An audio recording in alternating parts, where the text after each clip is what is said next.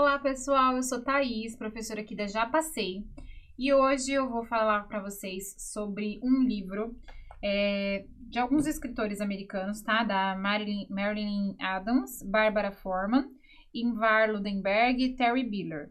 Se chama Consciência Fonológica em Crianças Pequenas. Então a gente vai falar, nosso assunto hoje é consciência fonológica.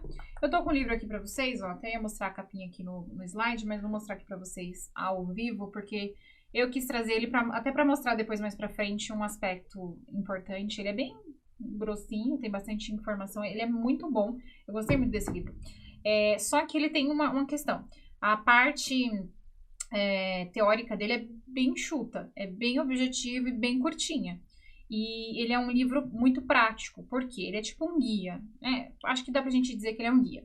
Inicialmente, a gente tem ali algumas bases teóricas que fundamentam a ideia do livro, mas depois ele tem em cada capítulo, deixa eu abrir aqui pra vocês, em cada capítulo subsequente, que do 3 em diante, deixa eu tirar aqui, começa as atividades que são propostas. Então aqui, ó, jogos de escuta. Então nesse caso aqui, esse capítulo inteiro vai fazer sugestões, como se fosse planos de aula mesmo, que tem, ó, objetivo, materiais necessários, atividade e as possíveis variações, e ainda tem um campinho para você assinalar e escrever observações que você tenha realizado. E são atividades mesmo, vão sendo propostas atividades relacionadas a jogos, no caso, jogos de escuta. Depois vem jogos de rimas, palavras e frases e por aí vai. E essa proposta, esse guia, tem até um cronograma no final desse livro, que eles pedem para você ir seguindo o cronograma, porque as atividades elas vão ficando cada vez mais difíceis, mais complexas, né? Para que ao final dessas atividades, dessa proposta toda do livro, as crianças sejam capazes e tenham adquirido a consciência fonológica. Então, ele é um livro prático, tá? Então, eu não vejo muitas possibilidades de questões sobre essa parte prática, até porque são várias propostas e seria muito difícil de detalhar uma por uma. Então, o que eu quero fazer com vocês aqui nessa aula? Falar sobre a parte teórica, fazer vocês compreenderem bem essa parte teórica inicial, que ele é bem superficial, não é muito aprofundada, tá, sobre esse assunto, mas tem algumas informações bem relevantes. Aí eu falo para vocês sobre cada um dos itens dos capítulos, então jogos de escuta, jogos de ritmo, de rima e entre os outros, e detalho um pouquinho da característica de cada um deles. E eu coloquei nos slides também um exemplo de cada, para que vocês consigam visualizar qual é a ideia geral de cada um dessas propostas que estão colocadas aqui, tá? Então é assim que eu organizei a aula para vocês. Então, como vocês podem ver aqui, tá a capinha do livro. Vamos lá, começar. Só um último detalhe que eu acho que é importante também.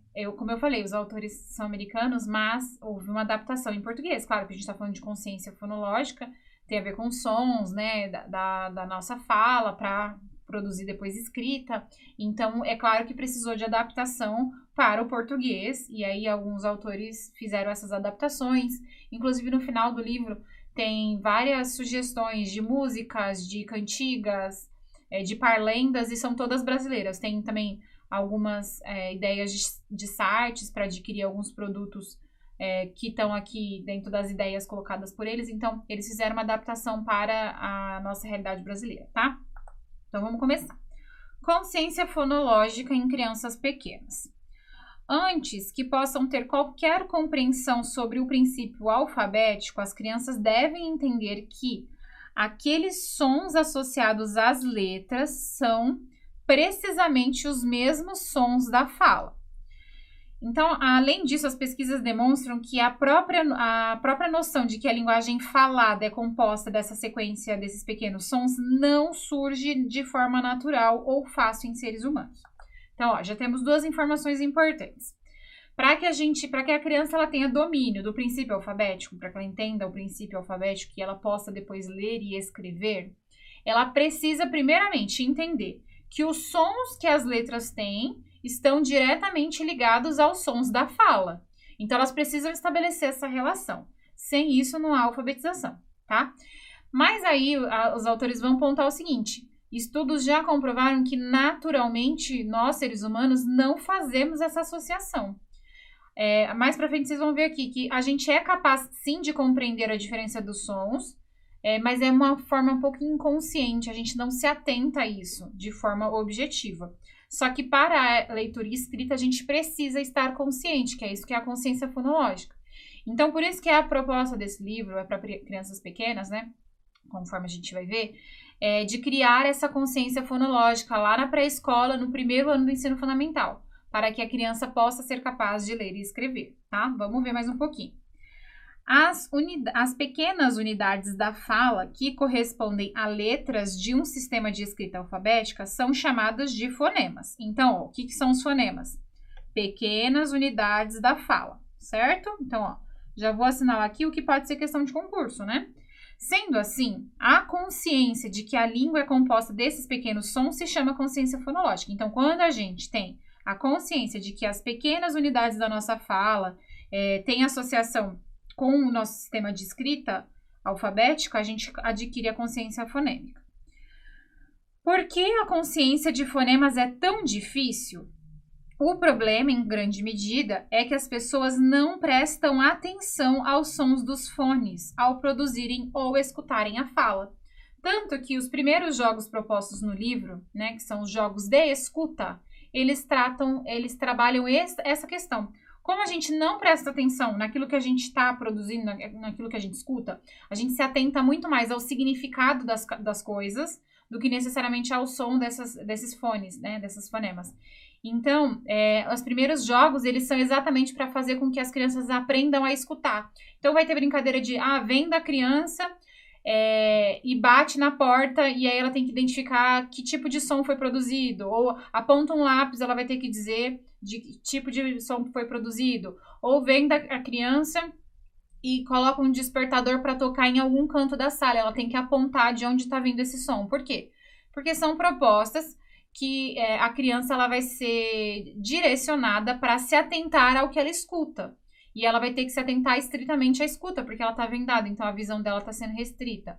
Então, ela vai ter que prestar atenção nessa escuta, que vai desencadear, né, ao longo das atividades, das outras propostas, que aos poucos a criança comece a prestar atenção no que é falado, que é a proposta do livro. Então, aqui é difícil por isso, porque a gente não presta atenção nos sons que é produzido através da fala, né, dos fones ao produzirem ou escutarem a fala. Por isso que as primeiras propostas já são nesse sentido aqui. Em vez disso, a gente processa esses fonemas automaticamente, dirigindo a atenção ao significado e à força do enunciado como um todo. Então, a gente não se atenta ao som, mas muito mais ao significado. Sendo assim, o desafio que a gente encontra, né, é encontrar formas de fazer com que as crianças notem os fonemas, com que elas ouçam e elas percebam isso. É o primeiro indício que a gente tem que fazer. O propósito deste livro é proporcionar atividades concretas e atividades, a maioria das vezes lúdicas, tá? Que estimulam o desenvolvimento da consciência fonológica na sala de aula da pré-escola e da escola do ensino fundamental, que no caso eles falam sobre o primeiro ano, tá? Sabendo que tantas crianças carecem da consciência fonológica e que ela é fundamental para aprender a ler e a produzir a escrita alfabética. Então, ó, consciência fonológica é fundamental para aprender a ler e escrever, tá? Começamos a ver a importância de dar lugar a essa instrução. Então, para desenvolver a consciência fonológica de todas as crianças, os professores devem conhecer acerca da estrutura da língua, especialmente a fonologia. E aí aqui traz 3 concepções que eu acho relevante que vocês entendam a diferença entre elas, tá?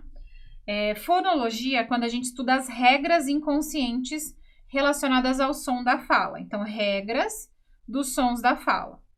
Fonética é também o estudo da forma como os sons das falas são articulados, tá? Então, aqui, a primeira fonologia são as regras dos sons da fala e a fonética é a forma com que os sons são falados, né, e articulados.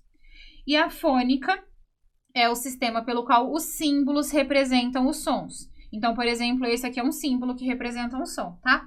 Do B. E aqui tem um símbolo do P.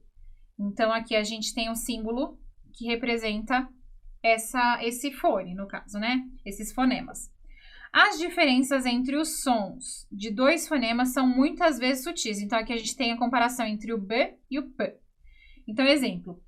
Bote e pote. nessa concepção, a gente precisa reparar no seguinte. Quando eu vou explicar para a criança, é muito comum a criança, na hora da escrita, confundir. Na fala, bote, pote, mas na hora de escrever, faz essa confusão. Por quê? Porque ela ainda não foi levada a ter essa consciência fonética, que é o que a gente precisa estabelecer. E aí, a proposta desse livro é estabelecer antes da alfabetização. Então, para que a criança ela já aprenda a adquirir esse ouvir e essa atenção para essas diferenças. Então, por exemplo, eu vou trabalhar essa questão da diferença desses dois sons. Os dois, eles são bilabiais, são sons bilabiais, porque utiliza os lábios juntos, né? B, P. Os dois estão com o lábio juntinho e a gente não vê dente. Então, eles têm uma característica muito parecida. Mas tem uma diferença sutil que a gente pode e deve ensinar para a criança, né? Claro que depende do nível que a criança tá, mas pode também através de brincadeiras, do lúdico. Mas o B, a gente sente o vibrado aqui da garganta, né? Então, se a gente colocar a mão aqui e falar bote, a gente vai sentir o vibrar da garganta. E quando a gente fala pote, esse vibrar ele é menor e a gente tem uma explosão do lábio, né? Que é o pote. O nosso lábio junta e explode. Então, tem essas diferenças, mas elas são muito sutis, né? Na fala, muitas vezes, e aí para a escrita atrapalha bastante a criança. Então, a gente precisa estabelecendo essa relação para que a criança possa se familiarizar. O que o texto coloca sobre isso? Felizmente, como os fonemas são as pedras fundamentais para a construção da linguagem, os bebês, eles sintonizam os fonemas da sua língua nativa já nos primeiros meses de vida.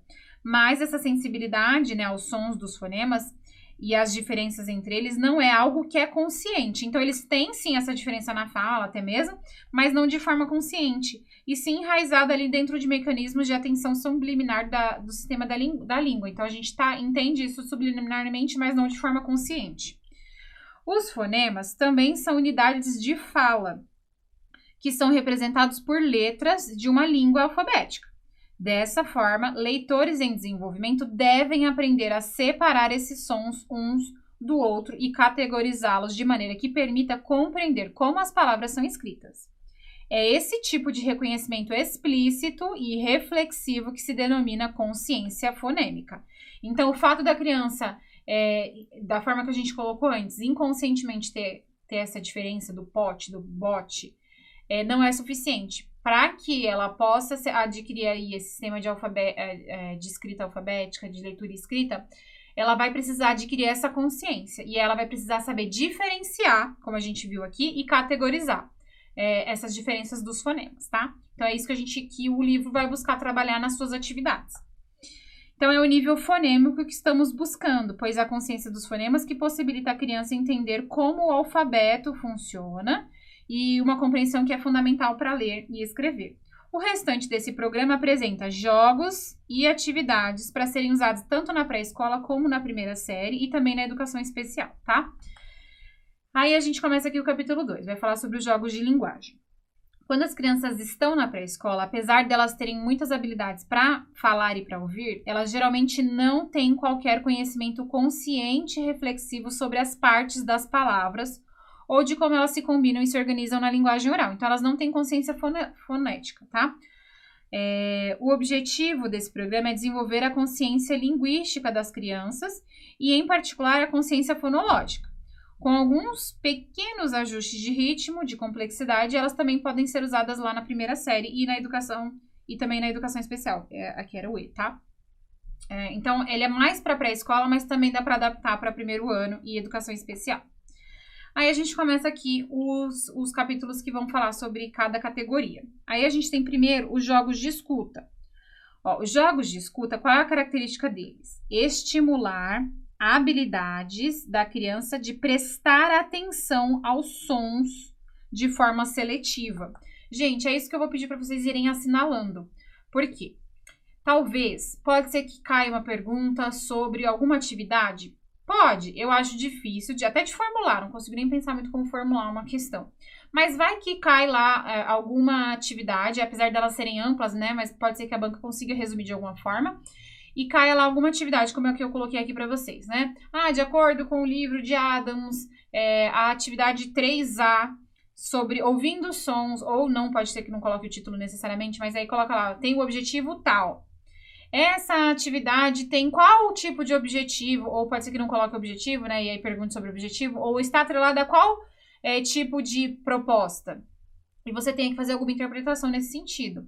Se você compreender bem que os jogos no caso aqui, de escuta, como o próprio nome já diz, eles servem para estimular a escuta atenta das crianças e que elas consigam fazer as diferenciação dos sons, qualquer atividade que vir nesse sentido, você vai saber que está relacionada à escuta, aos jogos de escuta. Porque as outras, elas vão tendo, cada um vai tendo um objetivo diferente. Então, por isso que eu não vou trazer proposta por proposta, porque senão eu teria que trazer cada uma aqui do livro, e são várias, não teria como, numa aula, fazer isso tudo. Seria também muito cansativo para vocês, mas o que eu consigo fazer é fazer com que vocês compreendam essa relação. Então, aqui a gente está falando jogos de escuta, o que vocês precisam lembrar. Falei de jogos de escuta, eu tô falando de atividades que vão estimular a atenção das crianças em relação aos sons de forma seletiva. Então, é isso que define aqui o terceiro capítulo, que é o que fala sobre os jogos de escuta, tá? E aí, aqui tem um exemplo, não sei se vocês conseguem visualizar, mas dá até para aumentar. Possibilitar que as crianças, o objetivo, tá? É possibilitar que as crianças explorem seu poder de escuta e pratiquem sua atenção em determinados sons de seus interesses, tá? Que é uma das propostas que tem no livro sobre jogos de escuta. Materiais necessários: gravadores de gravações de diversos sons, que é opcional, e aparelho de som também é opcional, porque pode ser feito de outra forma. Atividade. Então, a atividade é o seguinte, nosso mundo é cheio de sons. Com esse jogo, as crianças irão descobrir que, se escutarem, podem ouvir sons na rua, de dentro de casa e mesmo dentro delas próprias. Antes de começar, fale sobre a diferença entre escutar com os olhos fechados e abertos. A seguir, peça às crianças que sentem de olhos fechados e somente escutem por alguns instantes. Depois de alguns minutos, convide-as para citar alguns sons que elas tenham ouvido.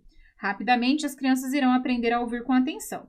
Estes sons que poderão ser ouvidos, entre esses sons estão os seguintes. Então, ela pode escutar o ato de engolir, batimento cardíaco, caminhões passando, carro, latido de cão, pássaro, passos, pingos de chuva, relógio, respiração, ruído da copa da árvore, ventilador, vento, vozes, zumbido de mosca. Então, há alguma variação nesse sentido, que você pode variar essa atividade. Para uma variação ou para ampliar a gama de sons que podem ser ouvidos, repita esse jogo em um local diferente ou usando gravações.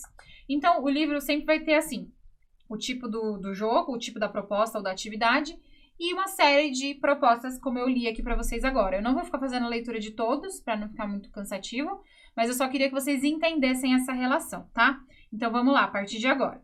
Jogos de escuta. O que busca-se dentro das propostas de jogo de escuta é fazer com que as crianças ouçam com atenção e elas aprendam a fazer essa seleção e serem seletivos a partir desses sons, entender de onde vêm os sons, direção, o tipo de som, para que elas possam ter consciência, essa habilidade trabalhada, tá? Com atenção. O segundo tipo de atividades propostas são jogos com rimas. Então, aqui já entra a questão das rimas. Esses jogos, eles usam rimas para introduzir os sons das palavras às crianças.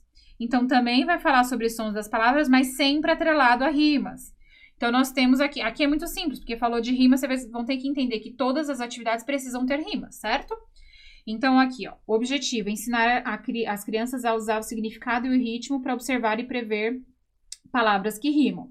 Então, aqui vai precisar de um livro com rimas, e aí a atividade é a seguinte: por sua própria estrutura, as histórias rimadas convidam os alunos a usar significado e o ritmo para observar e para prever palavras que rimam. Uma bibliografia com sugestões de livros e de histórias é fornecida no anexo F, tá? Tem uma sugestão, uma lista de histórias com rima, tá? Enquanto estiver lendo essas histórias em voz alta, exagere o ritmo e a rima. Então, o professor, na hora que estiver fazendo essa leitura alta, tem que mostrar que tem ritmo e que tem rima presente, para estimular ativamente a escuta e a antecipação entre as crianças. Então, durante a primeira história com as crianças, aproveite uma oportunidade para reforçar o entendimento pelas crianças das palavras rima e rimar.